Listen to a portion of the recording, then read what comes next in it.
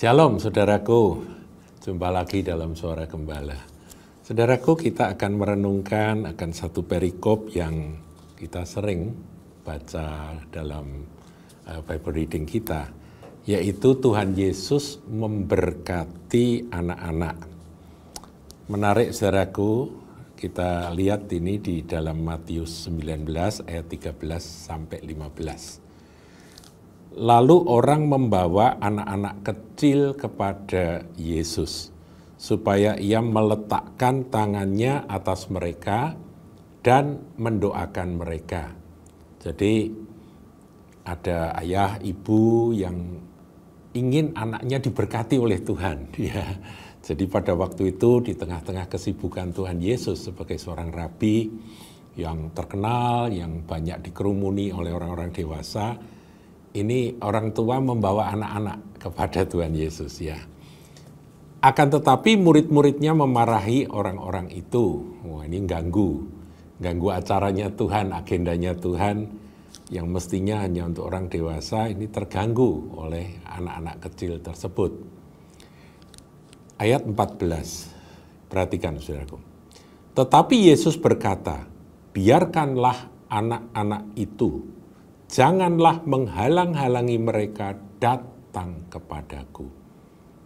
Nah, kalimat berikutnya, sebab orang-orang yang seperti itulah, orang-orang di sini orang-orang yang dewasa. Tapi yang seperti anak-anak itulah yang empunya kerajaan sorga. Lalu ia meletakkan tangannya atas mereka dan kemudian ia berangkat dari situ. Saudaraku, satu kali Tuhan mengajar kepada kita semua melalui apa yang dia sampaikan pada murid-murid, bahwa kita ini sebagai anak-anak Tuhan harus cerdik seperti ular, tetapi tulus seperti merpati. Jadi pikiran itu harus cerdik, harus cerdas. Jadi kita nggak boleh jadi orang bodoh. Jadi kita kalau ada kesempatan belajarlah dengan sungguh-sungguh, belajarlah dengan serius, supaya apa? Supaya kita semakin cerdik. Nah, tetapi saudara, di lain sisi kita wajib menjaga hati tetap tulus. Nah, yang dimaksud oleh Tuhan bahwa anak-anak yang datang pada Tuhan, yang dijadikan contoh oleh Tuhan Yesus itu, mereka disebut orang-orang seperti inilah yang empunya kerajaan sorga, itu adalah masalah hati. Hati dari anak-anak ini polos, tulus, ya. Kalau percaya pada Tuhan, ya percayanya apa adanya. Bukan kebodohan atau pikiran yang masih lugu itu yang harus ditiru, bukan. Tapi hati yang tulus, saudaraku, itu yang harus kita perjuangkan, harus kita jaga. Saya teringat akan satu bagian dari apa yang disampaikan oleh Tuhan Yesus di dalam perikop ajakan juru selamat. Coba kita lihat ya, saudara ya, ini masih berkait dengan sikap hati seperti kanak-kanak itu. Coba kita lihat.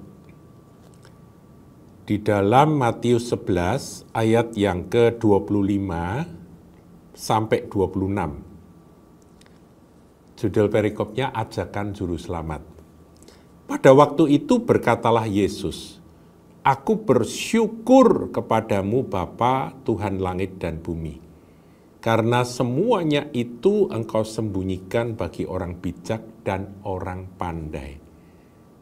Tetapi Engkau nyatakan, Engkau wahyukan, reveal kepada orang kecil. Nah, menarik.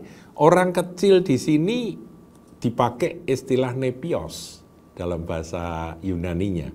Nepios itu maknanya adalah babe atau bayi-bayi. Jadi anak-anak yang masih infant, masih batita, bahkan bawah 2 tahun gitu saudaraku ya. Jadi little child, anak yang masih kecil banget gitu. Nah, saya merenungkan saudaraku, kok Tuhan pakai contoh bahwa pewahyuan dari Allah Bapa itu akan dinyatakan kepada orang-orang yang seperti anak-anak. Anak-anaknya itu anak-anak kecil, malah bayi, udah babe ya. Nepios itu babe, bayi, baby. Nah, coba saudara renungkan. Pernahkah Anda memperhatikan seorang bayi? Ya, bayi 6 bulan, bayi ya di bawah 1 tahun gitu ya. Ketika bayi itu memandang Anda dengan sorot mata, bola matanya yang bening, jernih, dia memandang Anda. Anda bisa membaca apa enggak isi hatinya, isi hati dari bayi itu. Kalau saya, saudara, yang saya lihat adalah tulus apa adanya, tidak ada akan motivasi yang lain kecuali ya aku memandang kamu. Kalau takut ya takut, kalau mengharap sesuatu ya mengharap sesuatu, kalau dia memandang ingin belajar sesuatu ya itu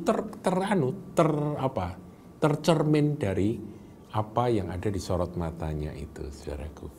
Jadi menarik sekali saya merenungkan ini karena firman Tuhan katakan ya Bapa itulah yang berkenan kepadamu. Jadi kalau mau berkenan kepada Bapa itu ya kembalinya kita harus benar-benar minta hati yang tulus, hati yang murni, hati yang bersih.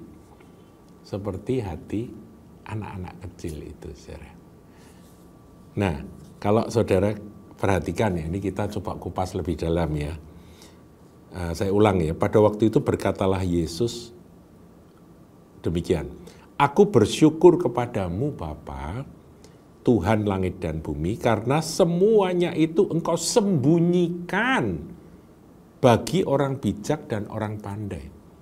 Nah, saya coba teliti, orang bijak yang dimaksud oleh Tuhan itu siapa? Kata bijak itu sophos. Kata sophos itu merupakan akar kata dari Sophia, yaitu hikmat, wise. Kalau bijak di sini sophos itu bijak. Engkau justru sembunyikan pada orang-orang bijak. Jadi jangan sampai kita ini jadi bijak, tapi karena kita kehilangan kepolosan, kehilangan ketulusan dan kemurnian, kita nggak bisa melihat Tuhan.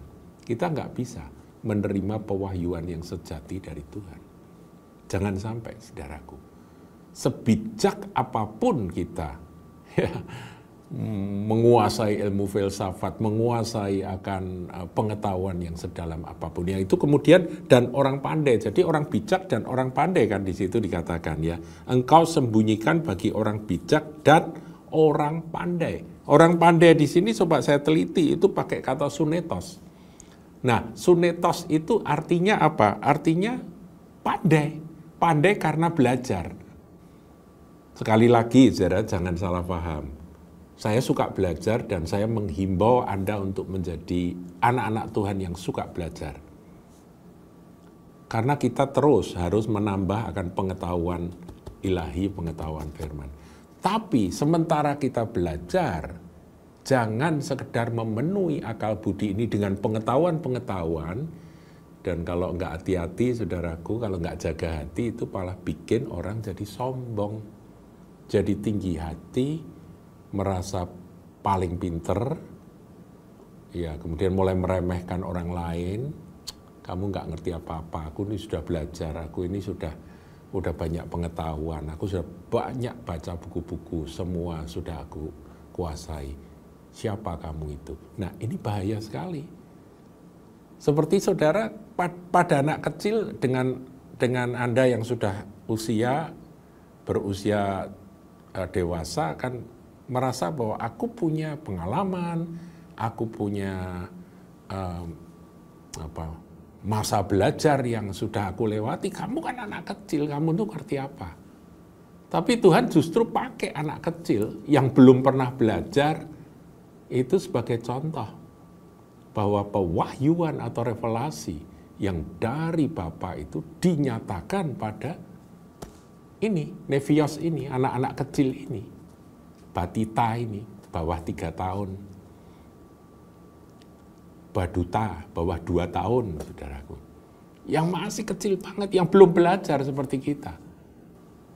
Nah, saya ingin mengajak Anda kali ini untuk merenungkan hal ini. Bagaimana dengan kita? Kalau kita sudah belajar banyak firman, ya saya suka belajar, saudaraku. Saya belajar firman Tuhan. Tapi kalau hati saya nggak seperti anak-anak, jernih beningnya itu nggak seperti anak-anak kecil, saya nggak terima wahyu, saudara. Knowledge dan revelation itu quite different ya. Jadi itu sangat berbeda. Jadi saudara jangan anggap bahwa kalau punya pengetahuan otomatis saudara punya pewahyuan. Enggak, saudaraku. Yang dikatakan engkau nyatakan kepada orang kecil di sini infant, little child atau baby, ini pewahyuan, saudaraku. Seperti tadi, empunya kerajaan sorga itu adalah anak-anak ini, hatinya. Jadi saya ingin pada kesempatan ini, saudara, kita sama-sama membedah diri kita sendiri, ya, membongkar hati kita sendiri. Adakah ketulusan sebagai seorang anak yang polos, yang Tuhan di hadapanmu, aku ini nggak punya apa-apa, aku nggak ngerti apa-apa. Itu harus ada, saudaraku. Sikap seperti itu harus ada, karena hanya sikap seperti itulah yang akan membuat Bapa berkenan dan Bapa mewahyukan dirinya kepada orang-orang yang punya hati seperti kanak-kanak tersebut. Mari kita datang pada Tuhan dan kita punya sikap seperti seorang anak-anak. Pikiran boleh diisi dengan berbagai pengetahuan, tetapi hati tetap bersih dan terbuka untuk setiap pewahyuan yang dari Tuhan. Tuhan Yesus memberkati.